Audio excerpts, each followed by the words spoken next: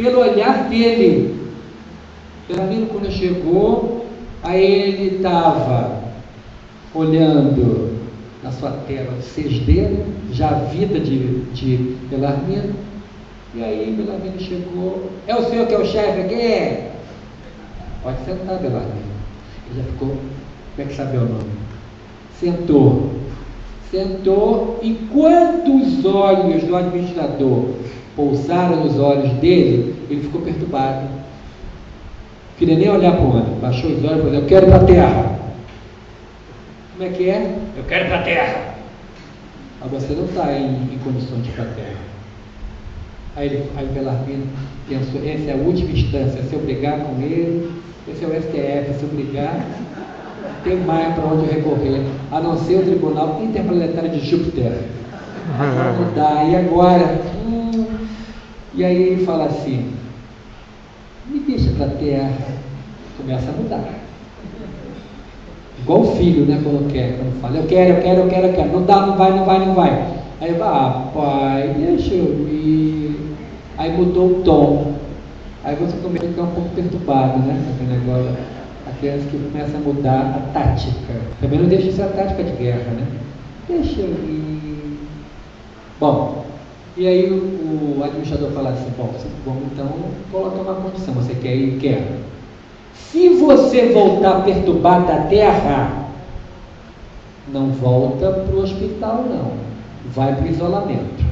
Esse tom agressivo é meu, porque um homem puro como ele ia falar assim, né? Esse tom para você entender didaticamente como é que foi a conversa, né, Rita? A pessoa entender. Quem está na terra tem que entender assim. Tu quer ir? Quero. Então você vai assumir as consequências de ir. Vai? Vou. Mas irão 3 enfermeiros com você. Para quê? Tem que ir. É condição. Então eu vou. Agora pode passar aquele slide. Vou te pedir aí. Vê se consegue aí. É só você iniciar. A importância não. Eu passo e você pode para mim, que aí de repente eu pulo alguma coisa e te falo. Tá bom. Ó, é o Jerônimo e sua família, né? Pode passar isso aí, que isso é só um introito que eu já fiz. Pode passar. Ali fala do efeito da prece, faz uma prece, o administrador faz uma prece com ele. E ali eu falei a televisão em 6D, você sente o cheiro. É diferente. Não temos ainda aqui, né? Aí Jerônimo pede para visitar a família 13 anos após o suicídio. A Zulmira é viúva que explora a filha no cais do porto. A Arina é outra filha, uma faxineira no hotel. Marieta, outra filha casada com um violento. Margarida é prostituta e peixeira. Albino, filho, é preso. Então, vamos fazer essa cena aí, ó. Ele desce, chega no palácio dele, pequeno palacete, uma casa muito bonita, lá no porto. Chegou, entrou na casa, cadê o retrato dos meus familiares? Foram retirados. 3 anos depois, o seu dedo em casa. Aí ele olha, passa uma pessoa por ele: quem é essa moça? E o enfermeiro fala assim: é a nova dona da casa. Como nova dona? A outra enfermeira fala assim: lembra que você deixou a família numa situação financeira no SPC Serasa? Levaram tudo, meu bem. Meu beijo é por mim. Levaram tudo. E onde a minha família? A enfermeira fala assim: lembra que se você perturbar, já sei, volta para o isolamento. Quer ver mesmo a sua família? Quero. Bom, a responsabilidade é sua. Quer ir? Quero. Então vamos à beira do cais, aonde são colocados os navios, os tonéis vindo do porto para exportação. Chega lá e diz: o que estou fazendo aqui? Numa situação parecida com uma favela, estava lá a viúva dele, morando num barraquinho. E aí ele pergunta: o que é isso? Não tinha opção, vieram me ver aqui. Não tinha dinheiro. E onde está Margaridinha, a filhinha menor? Margaridinha vende peixe e se vende. Como como? E aí ele entra em perturbação. Nisso, Margaridinha entra, entrega a mãe o produto da venda e ela fala assim, está faltando dinheiro. E bate na mocinha. Ele fica desesperado. E aí ele pergunta pelo filho, Albino. Ele já desesperado, a enfermeira fala assim, Albino, para tentar resolver a situação de total falência financeira da família, Albino praticou uma falcatrua financeira, foi descoberto e está preso na Penitenciária Nacional de Lisboa. Ele entra em colapso nervoso. Os enfermeiros pegam ele, levam de volta para a colônia Maria de Nazaré. No portão, o hospital e isolamento. Para onde ele foi? Então, se não tem condições de vir à Terra, não podem vir. São dores e consequências do ato praticado. Pode passar. Os suicidas se reconhecem como espíritos imortais. A morte não acabou com a vida. Eles descobrem que o ato que era para acabar com tudo, deu em nada. Continuam vivos. Pode. Ali descobrem no estudo, eles são convidados a grupos de estudo.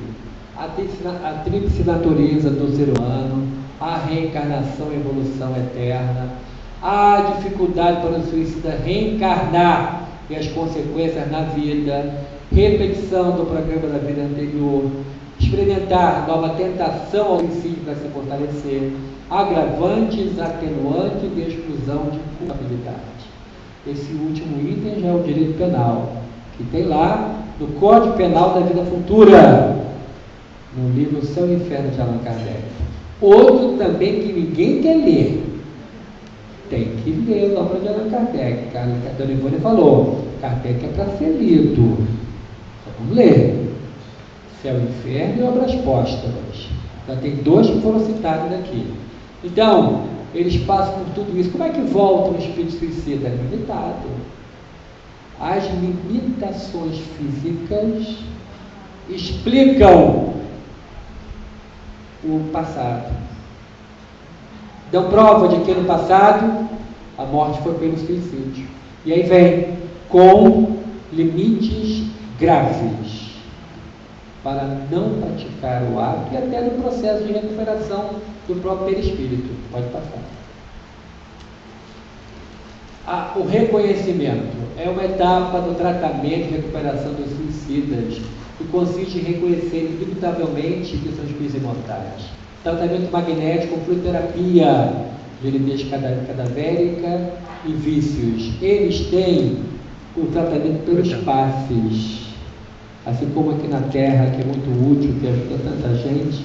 No mundo espiritual, os suicidas são tratados pelos passes também, para se recuperarem, para tirar deles miasmas pesados. As cultas sugestões psíquicas são levadas a momentos de meditação por orientais, por indianos, que os ensinam a meditar, a fazer viagens para o interior de sua mente, para recomeçar. São convidados às 6 da tarde a participar do Ângelus, a oração, o momento de orar, de lembrar que obedecer a Deus. Reeducação mental para superar os tiques nervosos. Muitos têm e voltam com problemas de tiques nervosos. Então é feita uma reeducação mental. É feita uma regressão de memória. E um aparelho luminoso é colocado na fronte para ajudar a projetar as vidas anteriores, para descobrir da importância de voltar com o corpo limitado. Aqui vale a pena fazer um pequeno parênteses. Eu sei que o horário está apertado, Carmen, mas eu vou contar uma história que está no livro Ação e Reação, que tem muito a ver com a intervenção dos espíritos a nosso favor. Essa história foi levada para o livro O que os Espíritos Dizem sobre o Aborto, da Federação Espírita Brasileira. consta no livro Ação e Reação, de André Luiz. É um assunto que me intrigava muito quando comecei a estudar espiritismo, que até onde vai o limite do nosso livre-arbítrio? Será que eu posso fazer tanta bobagem no mundo, na minha vida, comprometer a minha reencarnação? E aí os espíritos dão a resposta nessa história, onde diz que existe um limite. E aí conta a história de Cecina e da reencarnação de Jonas. Cecina estava no 3º mês de gravidez, e naquela noite ela ia tentar pela 4ª vez o suicídio. Pela 4ª vez ela ia tentar o aborto. E aí os espíritos superiores estavam acompanhando a reencarnação de Jonas. É uma reencarnação importante, todas são importantes, mas ele era um caso grave. E aí vão a Gúbio, que é o dirigente de uma colônia próxima à crosta da Terra, e que trabalha só para a reencarnação de casos graves. E estava ligada a reencarnação de Jonas a essa colônia.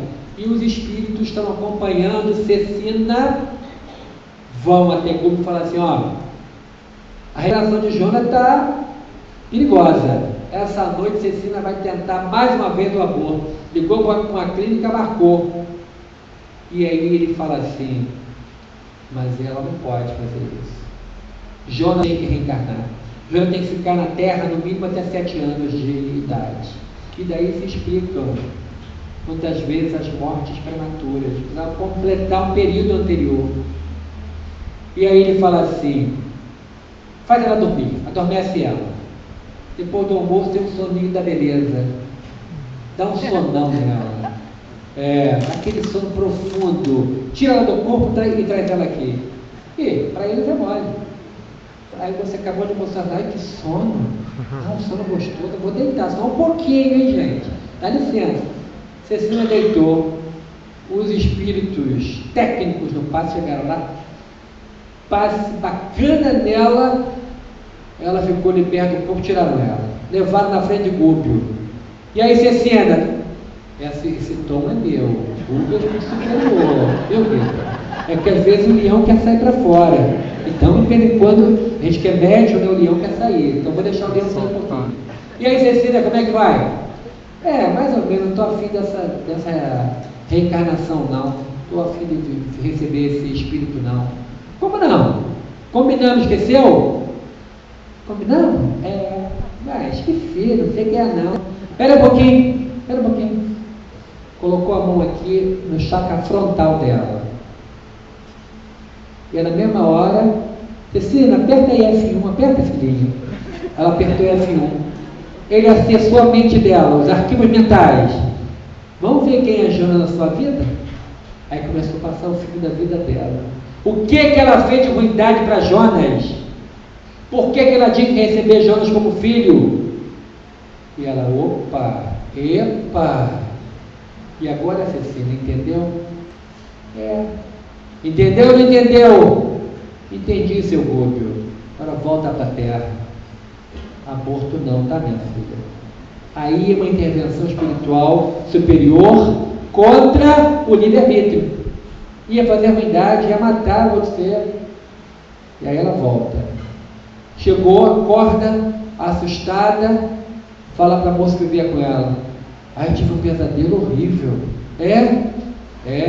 Eu acho que eu vou morrer nesse aborto. Não vou fazer, não. Eu vou para a clínica, cancela. Teve Jonas nasceu. E durante 7 anos, Jonas tinha a pilha Duracell trocada toda noite. Eu deixava a Cecina em paz 1 minuto. Daquela criança que subia em mangueira e descia. Subia para coco na mangueira, para você ter uma ideia. Daqueles, legal. E Cecina mudou a vida. Porque um filho muda a nossa vida. Deu um jeito dela. Então, tem limite o livre-arbítrio. E aí, tem um choque, tem a progressão de memória, como foi esse caso que eu falei. Tem um choque anímico para os retalhados, principalmente. Na reunião mediúnica, eles chegam só para ter o contato com o médium e recebe a energia anímica, não fala, chora, não se comunica, mas se retira e ali começa a despertar. Pode passar. A comunhão com o alto. Socorro suicidas permaneciam inconscientes, mentalmente inertes, lá no isolamento. A busca por agremiação de espíritos cristãs sérias em Portugal, Espanha e Brasil.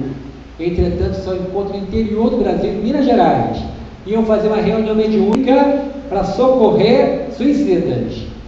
Seleção e entrevista dos médiums previamente cadastrados durante o sono. Voluntariados, interesse, vigor cerebral, bolsa de amo nervoso, saída orgânica. Dos 20 pré-selecionados, só 6 aceitaram. Dos 6, 5 eram mulheres. Um médium homem.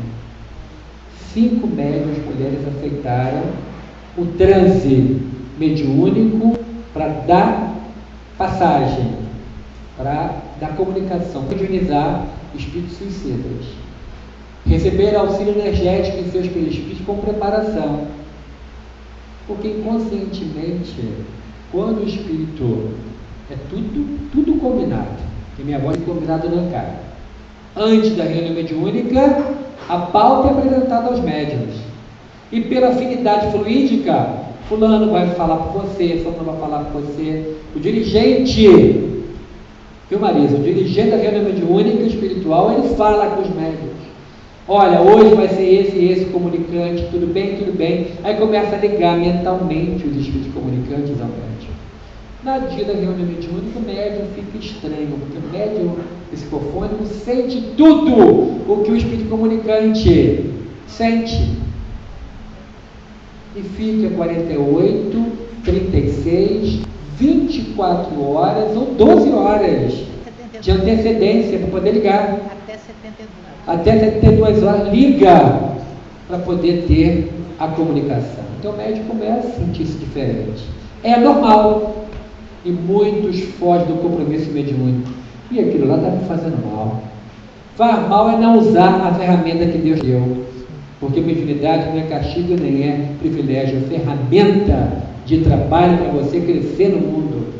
Se descobriu em você a mediunidade, vai estudar, vai educá-la, para que ela possa crescer e florescer com Jesus e você ser útil.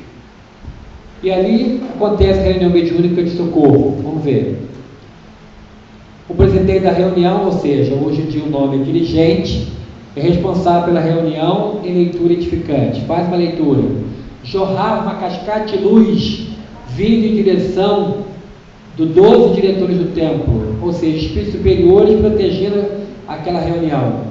O presidente encarnado abriu sessão com a leitura do Evangelho. As leituras eram transformadas em cenas vívidas para os suicidas. Eles viam em telão tudo aquilo que era lido, acompanhavam imagens. Pode passar. E ali, olha a leitura do Evangelho. Vinde a mim, vós que sofreis e vos jaçais sobrecarregados. Bem-aventurados que sofrem, que serão consolados. Deus não quer a morte do pecador, mas que vive e se arrependa. O Filho de Deus veio buscar e salvar os que se haviam perdido. Dai as ovelhas que meu Pai me confiou, nenhum se perderá. Eu sou o grande médico das almas e venho trazer-vos um remédio que vos há de curar. Os fracos, os sofredores e os enfermos são os meus filhos prediletos. Isso está no capítulo 6 e tem 7 do Evangelho segundo o Espiritismo. O Cristo Consolador. A doutrina espírita é o Consolador no mundo. Só ela explica do porquê que dói. Só nós, sem nenhum ufanismo, temos conhecimento para entender do porquê que dói e com as causas do nosso sofrimento. O capítulo 5 é o maior capítulo do Evangelho segundo o Espiritismo, porque explica em detalhes as causas das nossas dores. É o Espiritismo Consolador prometido por Jesus, sem sombra de dúvida. Vossas almas não estão esquecidas. Eu, divino jardineiro, os cultivo no silêncio de vossos pensamentos.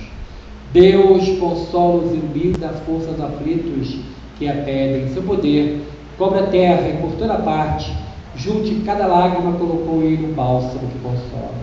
Camilo narra que essas cenas de Jesus, socorrendo os aflitos de seu tempo, repercutiam terapeuticamente no âmago dos espíritos suicidas, infundindo-lhes reais esperanças de fermento a alguns dos retalhados, daqueles que estão em situação muito difícil. O espírito que tinha se atirado ao roda do trem é levado ao transe de psicofonia terapêutica, desperta do trauma da desencarnação lenta e extemporânea, e viu sobre a mesa os fragmentos do perispírito. Debruça médium sobre a mesa, espalhando papéis e lápis, acreditando-se tentar em vão reorganizar o corpo espiritual dilacerado. O diretor inicia o esclarecimento do pobre suicida e eleva sentida e temorosa prece a Jesus, com ele horas presentes, horas diretores da colônia no templo onde se reunia.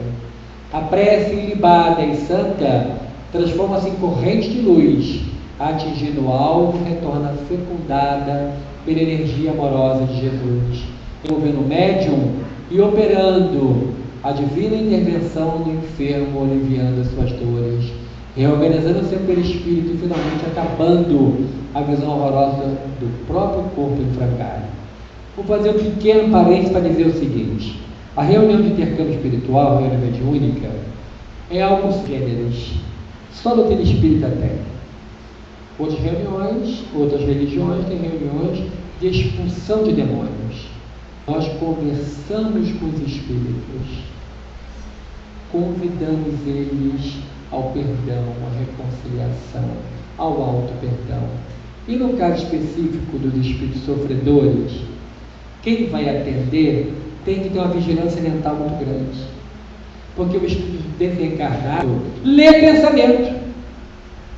E aí quando chega um espírito, como por exemplo, um suicida, e começa a comunicar-se, e o atendente ou o doutrinador, quem vai conversar com o espírito, fala assim: ih, mas um suicida só dá isso aqui na minha praia, só cai isso.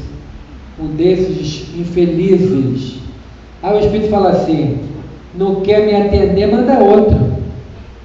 Por que você está me dizendo que eu sou infeliz?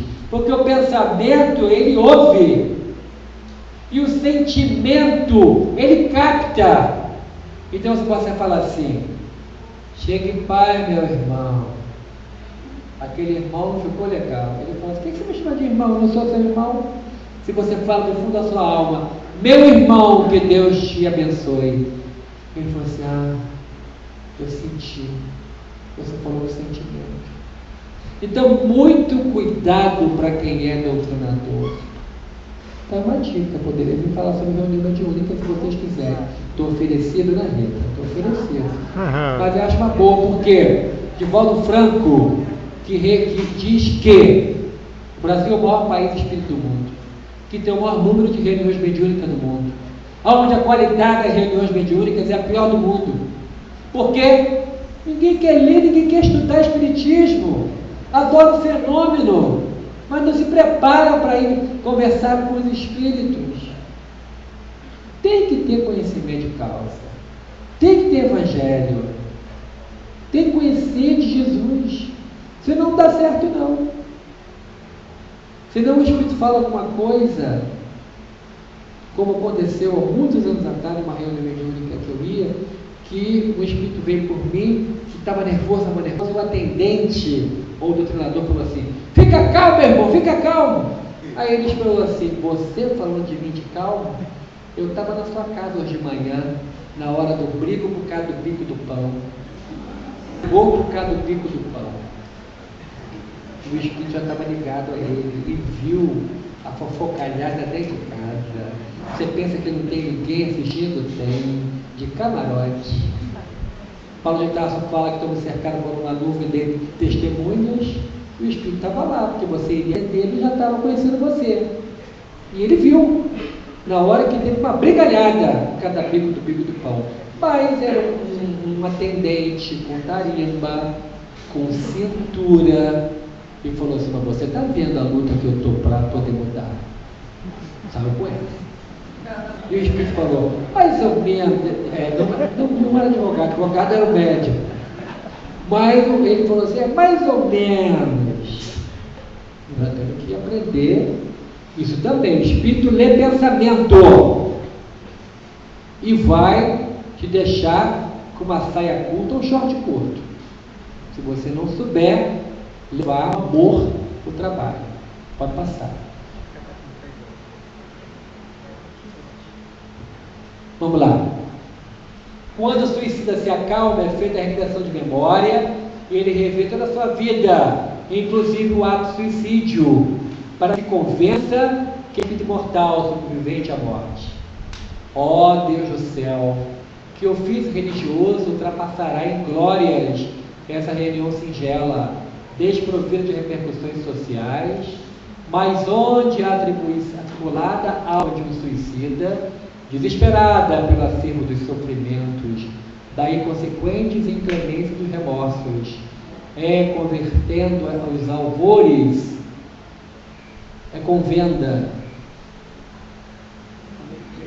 convertida aos alvores da fé, pela doçura irresistível do Evangelho do meio nazareno.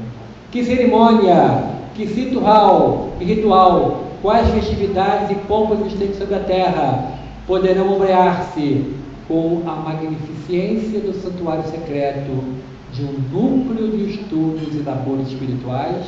É Camilo falando da reunião mediúnica. Aí fala dos suicidas no convívio com os espíritas. Esse capítulo narra o convívio dos suicidas com os espíritas, nos momentos de desprendimento pelo sono, os 2 meses enquanto durou o trabalho com a falange de 2 sofredores. Esses momentos eram de preparação para o futuro reencarnante dos suicidas, pelo exemplo de vida, pois existiam médiuns que iam para o trabalho mediúnico sem ter feito a refeição, mas assim trabalhavam com alegria. Também acompanhavam os espíritas e seus mentores em socorro a pessoas doentes, deprimidas e sofredoras em geral. Os médiuns e doutrinadores que participam desse penoso labor tornam-se integrantes da legião dos servos de Maria. Pode passar. O jovem e o suicídio. Integrando a falange, muitos haviam patenteando o fruto nefasto da nefasta educação moral obtida nos lares, destituída a verdadeira iluminação cristã. Jovens que, apenas saídos da adolescência, haviam tombados inermes ao primeiro choque com as contrariedades comuns da existência terrena, preferindo a aventura do suicídio, completamente faltos de ideal, de senso, de respeito a si mesmo, à família e a Deus. Só um pouquinho, passando. Ontem, no atendimento fraterno em nossa casa, atendemos a um casal grávidos. E aí é uma gravidez onde existe um certo risco. O espírito reencarnante está ligado de forma muito profunda ao passado do casal. Então existe aquela dificuldade natural do reencarnante em até aceitar a reencarnação. Daí se explica abortos voluntários. Não vai aguentar. Ele diz, eu vou renunciar. Não vou aguentar. Mesmo esquecendo tudo, não vou aguentar viver com eles. Daí a bênção do esquecimento passado. Após o aborto voluntário, tem uma das explicações espirituais essa. A dificuldade que ele já prevê que vai ter com os pais. E aí, eu tive uma intuição, um espírito bondoso disse para que eu falasse para os futuros pais. O reencarnante tem que encontrar no futuro lar a religiosidade no ar. Precisa urgentemente de Jesus. Deve cantar musiquinhas da evangelização desde agora. Deve ler o Evangelho desde agora na barriga. Deve orar do lado dele, falar de Jesus, falar do compromisso, para ele se sentir fortalecido. para receber os benefícios daquela oração e falar da opção religiosa deles como espíritas, desde agora. Essa história de que, quando meu filho crescer, vai escolher a religião. Ai, é questão 543 do Livro dos Espíritos.